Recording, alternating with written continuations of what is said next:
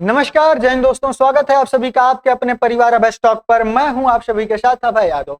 साथियों, चाइना की ये दोहरी रणनीति कहिए या फिर भारत की एक कूटनीतिक हार कहिए कि जहां भारत पहले सीपीईसी का जो फर्स्ट फेज था उसे रोकने में लाख प्रयास करने के बाद भी भारत नाकाम रहा। अब यहाँ पर चाइना के साथ पाकिस्तान और अफगानिस्तान भी साथ आने वाले हैं।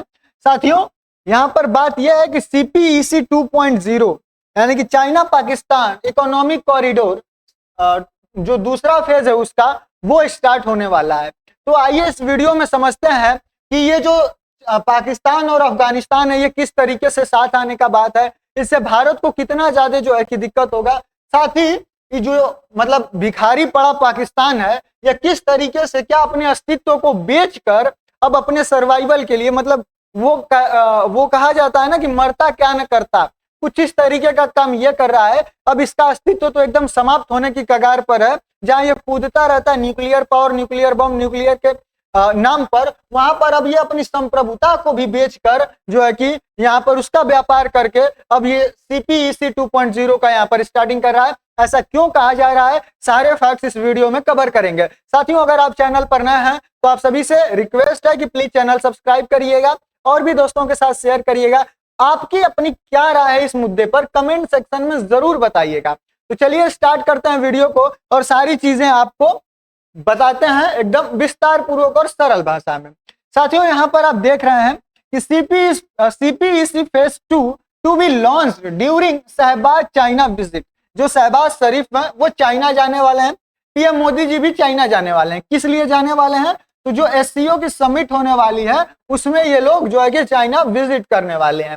ठीक है, तो ये इसमें जाएंगे और यहाँ पर प्लानिंग है, पाकिस्तान के द्वारा कहा गया है उनके मिनिस्टर्स के द्वारा कि हमारी प्लानिंग है कि वहां पर हम सीपीईसी का जो फेज 2 है चाइना पाकिस्तान इकोनॉमिक कॉरिडोर का उसको लॉन्च करेंगे। तो ये लोग अब इस चीज को जो है कि जो फेज 2 है उसको अब ये लोग लॉन्च करने वाले हैं।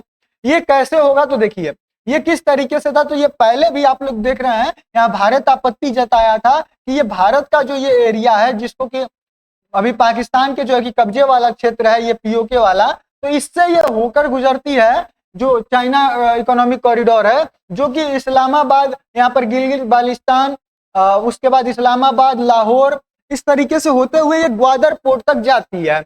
अब ये जो सेकंड फेज स्टार्ट हो रहा है इसका ऐसा माना जा रहा है कि अभी यहाँ से स्टार्ट होकर ये भारत वाले क्षेत्र से और उसके बाद ये फिर यहाँ पर डेरा इस्लामी खान के होते हुए इस तरीके से फिर ये ग्वादर तक आएगी। तो इस तरीके से यहाँ पर दूसरा फेज का ये लोग प्लानिंग कर रहे हैं। अब साथियों, चीन और पाकिस्तान ने बेल्ट एंड रोड इनिशिएटिव, जो कि जब चाइना के प्रेसिडेंट बनकर आए थे शी जिनपिंग, तो उन्होंने BRI करके प्रोजेक्ट स्टार्ट किया था और ये उसी के तहत काम कर रहे हैं, यानी कि बेल्ट एंड रोड इनिशिएटिव करके इन्होंने स्टार्ट किया था। उसी के तहत ये चाइना पाकिस्तान आर्थिक गलियारे मतलब कि सीपीईसी को पुनरुद्धार के रूप में सीपीईसी चरण 2 यानी कि सीपीईसी फेज 2 की यहाँ पर शुरुआत कर रहा है।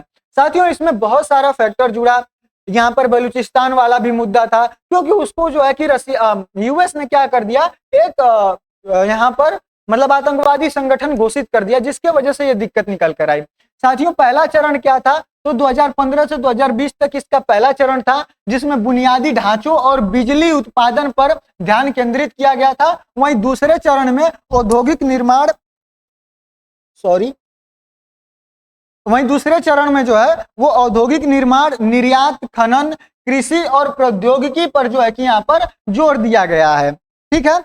अब साथियों, इस्लामाबाद सीपीईसी 2 को एक आर्थिक जीवन रेखा मानता है और नई दिल्ली इसे एक रणनीतिक खतरे के तौर पर देखता है। क्यों? क्योंकि पाकिस्तान के लिए तो ये मतलब भिखारी के हाथ में मतलब पूरा बढ़िया से चीज जो है कि दे दिया गया है। यहाँ पर पूरा उसको अच्छा पैसा मिल रहा है, वो जी रहा है, चाहे किसी भी कीमत पर जिए, उसको जो है कि पैसा बस चाहिए। तो इसके लिए तो ये अच्छा वो ये मान रहा है। लेकिन भारत के लिए यह रणनीतिक रूप से बहुत ही बेकार चीज है। क्यों? क्योंकि सबसे पहली बात ये भारत से होकर जा रही है। भारत का जो हिस्सा है जिसको पाकिस्तान ने ऑक्युपाइड करके रखा हुआ है वहां से ये होकर जा रही है। दूसरी चीज, ये एक तरीके से एक पूरा सर्कल बना के रखती है जो कि भारत को यहाँ पर घेरता है, ये मिलिट्री वाले टाइम यानी कि वार के सिचुएशन में। साथियों, विशेष आर्थिक क्षेत्र जो SEZ है उसमें जो रश कोई यानी कि केपी आलम्मा इकबाल औद्योगिक शहर यानी कि फैसलाबाद, वहीं धोखे दाबेजी जो सिंध है और जो बेस्तान बलूचिस्तान है, चीन विनिर्माण को आकर्षित करने के लिए डिजाइन किया गया है। यानी कि इन चीजों को जो है कि यहाँ पर चाइना जो है कि निर्माण किया है और यहाँ पर जो है कि अपना सारा काम करने का इसका प्लान है। मुख्य परियोजनाएं इसमें क्या है, तो ML1 रेलवे जो कि कराची पेशावर तक होगी, जो कराची से पेशावर तक जो कि आधुनिकीकरण होगा उसका। ग्वादर बंदरगाह का विकास किया जाएगा और नया ग्वादर अंतर्राष्ट्रीय हवाई अड्डा जो कि सुरक्षा कारणों से विलंबित है उस पर यहाँ पर काम किया जाएगा। वहीं साथियों कृषि और खनन की बात करें तो चीन कृषि व्यवसाय का विस्तार करेगा, खाद्य प्रसंस्करण और खनिज का यहाँ पर दोहन करेगा, जैसे तांबा और सोने का किया। बलूचिस्तान के लोग इससे मतलब इतना दिक्कत उनको क्यों है, क्योंकि ये चीजें कहाँ से निकालता है, वो बलूचिस्तान का यूज करता है। वहां के लोगों को उस तरीके की फैसिलिटीज या उतना जो है कि उनको सुविधाएं नहीं दी जाती हैं, उनके चीजों का इस्तेमाल कर उन्हीं के ऊपर जो है कि अत्याचार किया जाता है। इसके वजह से वहां पर जो है कि BLA बनकर निकलकर सामने आई थी। वहीं अफगान लिंकेज की भी बात है, यानी कि ये अफगान से कैसे जुड़ेगा, अफगानिस्तान से, तो CPEC का अफगानिस्तान में विस्तार करने का प्रस्ताव है। तालिबान द्वारा चीनी परियोजनाओं को सुरक्षा का आश्वासन है, यानी कि तालिबान का भी जो है यहाँ पर कहना है कि हम जो है कि चीन की जो परियोजना है उनकी सुरक्षा रखेंगे, सुरक्षित रखेंगे। ये भारत के लिए बहुत ही बेकार चीज यहाँ पर सामने निकल कर आई है। साथियों देखिए है क्या, यहाँ पर जो ऐसे ये इस तरीके से यहाँ से भारत से निकलती हुई ये होती हुई यहाँ पर ग्वादर पोर्ट है, जो कि आप यहाँ पर देख सकते हैं ये भी बलूचिस्तान में है। तो ये जो सारी चीजें हैं वो यहीं से होकर जो है कि निकलती हैं और यहाँ से ये यूज करता है और उसके बाद क्या करता है कि इन्हीं के लोगों को जो है कि यहाँ पर सुविधाएं नहीं देता है। अब साथियों भारत को इससे चिंता क्यों है, तो पहला तो ये संप्रभुता का उल्लंघन है, क्योंकि CPEC पाकिस्तान के कब्जे वाले गिलगित बाल्टिस्तान से होकर गुजरती है। कहाँ से होकर गुजरती है, तो वो यहाँ से गिलगित बाल्टिस्तान से होकर गुजरती है, जो कि भारत का कब्जा वाला मतलब भारत का क्षेत्र है जिसको पाकिस्तान कब्जा करके रखा हुआ है, साथ ही जिस पर भारत का अपना दावा करता है। वहीं भारत वैश्विक मंचों पर दोहराता रहा है कि ये परियोजनाएं जो हैं वो संप्रभुता क्षेत्र अखंडता पर जो है कि आघात करती हैं। और ये सही बात है, आप हमारी टेरिटरी में घुस रहे हैं बिना हमसे पूछे और मतलब इस तरीके का काम कर रहे हैं दूसरे देश से मिलकर, तो मतलब ये तो एक तरीके से भारत की संप्रभुता पर बहुत बड़ा चोट है। और वो यकीन मानिए ये भारत की रणनीतिक बहुत बड़ी हार है। चाहे आप कितना दावा कर लीजिए कि पाकिस्तान का ये कर दिया वो कर दिया, लेकिन फिर भी वो अपना CPEC जो फर्स्ट फेज था उसको करने में कामयाब हुआ और ये अब दोबारा करने जा रहा है। तो ये समझिए कि भारत की कूटनीति कितनी बड़ी यहाँ पर हार निकलकर सामने आ रही है। वहीं जो सामरिक घेराव है यानी कि ग्वादर बंदरगाह का विस्तार चीन होमरोज जलडमरू संधि के पास पैर जमाने के का मौका देता है। वहीं जो दोहरा उपयोग है यानी कि नागरिक और सैन्य वाला, यानी कि नागरिकों के लिए तो ये यूज करेगा ही, साथ ही कभी अगर भारत के, क्योंकि इन लोगों की जो नीतियां हैं वो दोगलेपंथी वाली हैं, मतलब ये अपने बात पर कब मुकर जाए कब विश्वासघात कर दें कोई तय नहीं है। अभी फिलहाल चाइना और भारत के रिश्तों में सुधार आ रही है, लेकिन ये कब जो है कि पलट जाएंगे और कब अपने मतलब भारत के विश्वासघात करेंगे ये कोई तय नहीं है। तो ये सैनिक अगर पाकिस्तान और चाइना मतलब भारत और पाकिस्तान के बीच में युद्ध हो या फिर चाइना और भारत के बीच में युद्ध हो, तो ये इसका भी यूज करके भारत को घेराव कर लेंगे। सोचिए रसद सुविधाओं का संभावना जो चीन से मोतियों की माला रणनीति के अनुरूप में है, यानी कि अगर मैं मैप लेके आया हूं तो हाँ यहाँ देखिए चाइना इस तरीके से जो है कि अपना यहाँ पर लेके आ रहा है, उसके बाद ये इधर से लेके जाएगा अपना कॉरिडोर, यहाँ से पूरा ये ग्वादर तक लेकर आएगा। फिर ठीक है, मतलब एक साइड से चाइना पूरे तरीके से यहाँ पर भारत को जो है कि घेर चुका है, एक साइड से सिर्फ नीचे वाला हिस्सा यहाँ पर बचा हुआ है। तो इस तरीके से जो है कि पाकिस्तान अपना जो है कि यहाँ पर काम करने का सोच रहा है। साथ ही ऊपर यहाँ पर जो अफगानिस्तान है इसमें भी जो है कि अपना इस साइड से लेकर जाने वाला है, यहाँ पर ये भी सोच रहा है। आइए तीसरा है सुरक्षा चिंताएं, क्योंकि CPEC का विस्तार के कारण बलूचिस्तान और POK में अस्थिरता बढ़ेगी। भारत को छोड़कर चीन पाकिस्तान अफगानिस्तान दूरी का जो है कि जोखिम होगा, यानी कि चीन पाकिस्तान अफगानिस्तान जो ये तीनों मिलेंगे तो इसका भारत को जोखिम होगा। वहीं जो बलूचिस्तान और POK में जो है कि यहाँ पर अस्थिरता यहाँ पर फिर से बढ़ेगी। चौथा है कनेक्टिविटी प्रतिस्पर्धा, भारत की प्रतिद्वंदी परियोजनाओं को कमजोर करती है। साथ ही जो चाबहार बंदरगाह है ईरान का जो भारत का, उसमें भारत मई 2024 में 10 साल की परिचालना समझौता पर हस्ताक्षर किया है और भारत मध्य पूर्व यूरोपीय गलियारों यानी कि IMEC अभी भी अनिश्चित है। यानी कि भारत का जो यहाँ पर जो चारबाहार बंदरगाह है जो ईरान में है, उस पर भारत 10 साल के लिए उस पर समझौता करके रखा हुआ है कि हम लोग यहाँ पर जो है कि अपना काम करेंगे, तो ये इसको भी जो है कि दिक्कत पैदा करेगी। साथियों, अब चौथा है कि what's makes CPEC two different from one phase, यानी कि जो ये दूसरा फेज है ये पहले फेज से किस तरीके से अलग है। तो देखिए, पहले चरण में क्या था, इसमें बिजली, सड़कें, संयंत्र बनाए गए, ब्लैकआउट को समाप्त किया गया, लेकिन उच्च डॉलर आधारित क्षमता को मतलब उच्च डॉलर आधारित क्षमता जो है वो भुगताने वाले जो महंगे बिजली अनुबंध हैं वो यहाँ पर बनाए गए। जो दूसरा चरण होगा इस पर फोकस किया जाएगा, जिसमें कि अतिरिक्त बिजली का उपयोग करने के लिए औद्योगिकीकरण पर ध्यान केंद्रित किया जाएगा। विशेष आर्थिक क्षेत्र SEZ के माध्यम से निर्यात और रोजगार को बढ़ावा देने का लक्ष्य रखा जाएगा। वहीं ऋण का पुनर्रचना, यानी कि पाकिस्तान CPEC ऊर्जा ऋण पर फिर से बातचीत कर रहा है और चीन संयंत्रों को स्थानीय कोयले का उपयोग करने के लिए कह रहा है। यानी कि जो वहां के चीन कह रहा है कि जो वहां के स्थानीय कोयला निकल रहा है वहीं का यूज करके जो बिजली है वो बनाओ, बाकी कहीं और से चीजें न मंगाओ। साथ ही अफगानिस्तान से लिंकेज है, यानी कि पाकिस्तान के लिए छोटे चीनी मार्ग और परागमन किराए के लिए CPEC का उत्तर की ओर भी यहाँ पर विस्तार किया जा रहा है, यानी कि अफगानिस्तान में भी घुसने का प्रयास कर रहे हैं। साथियों, इस्लामाबाद को जोखिम और भारी कीमत इसकी चुकानी पड़ सकती है, यानी कि पाकिस्तान को इससे क्या नुकसान होगा वो अब यहाँ पर मैं आपको समझाने वाला हूँ। तो देखिए, पहला तो वित्तीय दबाव, मतलब इसका जो वित्तीय दबाव है बहुत ज्यादा है।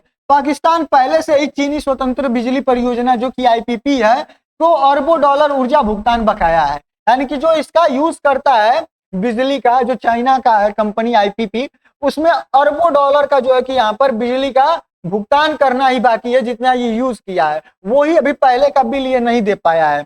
साथियों, बिजली क्षेत्र में सर्कुलर डेटा लगातार बढ़ रहा है। IMF नए बेलआउट को मंजूरी देने से पहले चीनी अनुबंधों पर फिर से बातचीत करने की मांग कर रहा है। जो IMF से ये लोग बार बार लोन लेते हैं, IMF ने पहले भी चेतावनी दी थी और अभी भी वो कह रहा है IMF आएगा तो वो अपनी रणनीति लेकर, अगर वो पैसा देगा तो वो अपनी रणनीति देकर, मतलब एक तरीके से मान जाइए ना कि अगर IMF लोन दे रहा है तो पूरे देश पर अपना इनडायरेक्टली पूरा शासन कर रहा है। वो जिस तरीके से करेगा कहेगा उस तरीके से इनको करना पड़ेगा, तो ये उसका भी यहाँ पर दबाव होगा। और वो पहले ही कह चुका है कि आप जो है पहले की चीजें अभी क्लियर नहीं किए हुए हैं, और अगर आप जो है कि यहाँ पर फिर से कुछ करेंगे तो पहले जो है कि जो उसके अनुबंध है, चीनी अनुबंध है, उस पर फिर से बातचीत करिए, और उसकी जो है कि यहाँ पर ये मांग कर रहा है। दूसरा है सुरक्षा का बोझ। देखिए, चीनी कामगारों पर बार बार होने वाले आतंकवादी हमले, जैसे कि 2024 में